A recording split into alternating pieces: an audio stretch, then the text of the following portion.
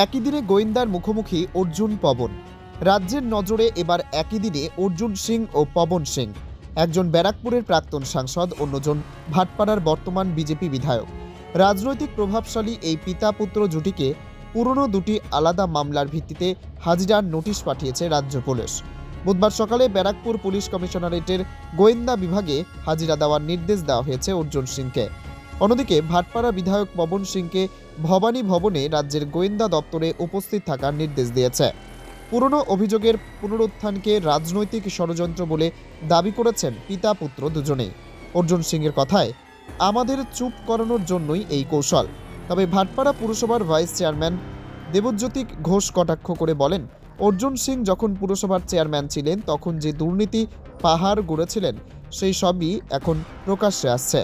অন্যদিকে বিরোধীরা এই ঘটনাকে রাজনৈতিক নাটকের অংশ হিসেবে দেখছেন। ব্যারাকপুর শিল্পাঞ্চলের এই ঘটনায় উত্তেজনার পারদ চড়ছে। অর্জুন ও পবনের বিরুদ্ধে কি অভিযোগ ওঠে এবং তদন্ত কোন দিকে এগোয় তা দেখার জন্যই এখন অপেক্ষা।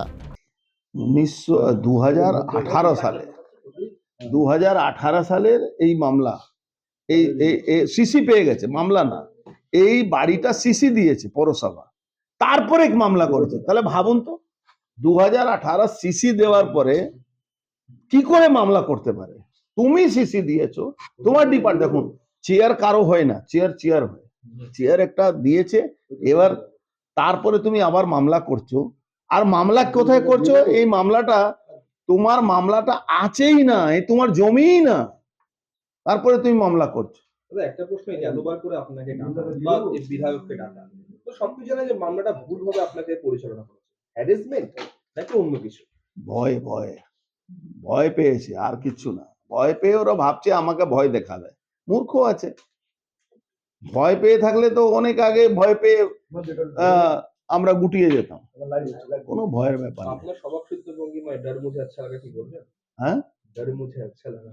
हाँ, डर तो अच्छा लगेगा ही। ममता बनर्जी जिस तरह से डर कर शुभेंदु अधिकारी, अर्जुन सिंह जैसे लोगों को, দেখুন, পৌরসভা সংক্রান্ত মামলায় ডিডি হিয়ারিং কল করেছে, এটা তো প্রশাসনের কাজ। প্রশাসন যেরকম ভাবে মনে করছে ডাকছে, এটা তো আমাদের সাবজেক্ট না। বাট আমরা এটুকুনি বলতে পারি, উনি চেয়ারম্যান থাকাকালীন পৌরসভায় অত্যন্ত পুরো দুর্নীতিতে ডুবে গিয়েছিল। বিভিন্ন মামলা চলছে, এখন সেই সংক্রান্ত অনেক মামলাই চলছে। এখন হয়তো সেই মামলার ক্ষেত্রেই হয়তো হিয়ারিং কল করেছে কিংবা নোটিশ সার্ভ করেছে ডিডি। বিরোধী দল করার জন্য নাকি চাপ সৃষ্টি করা হচ্ছে? বিরোধী দল করার জন্য কি? উনি যদি দেখুন, যদি কোনো ইস্যু না থাকে, এত ইজি একটা কেস দাঁড়াবে, কেস দাঁড় করাতে তার মেটেরিয়াল লাগে। উনি যে সময় চেয়ারম্যান ছিল সেই সময়কার যেসব মামলা, আপনারা যদি আসেন, আপনাদের যদি খুলে দেখাই, বললাম না, মিউনিসিপ্যালিটি দিয়ে একটা অ্যামাউন্ট, খুব হেভি অ্যামাউন্ট ডিরেক্টলি ওনার ফ্যামিলির লোকের অ্যাকাউন্টে হিট করেছে, তার এগেন্সটে কোনো কাজও হয়নি।